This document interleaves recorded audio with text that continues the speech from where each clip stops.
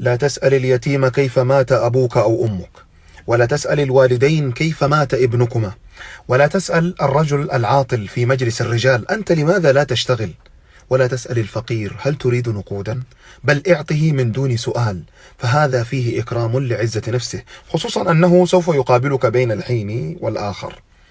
ولا تسأل المرأة التي لا تنجب أنت ما عندك أطفال، ولا تسأل من في وجهه ندبة أو علامة عن سببها، فالوجه موضع العزة، ولا علم لديك عن كونه ما زال يحاول إخفاؤها ولكن دون جدوى.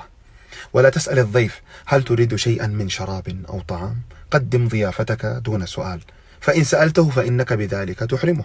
ولا تحاول استهزاء أو مسخرة صديق لأجل إضحاك الآخرين مهما كانت الأهمية، لأن هذا يكون مؤلما جدا عند الصديق.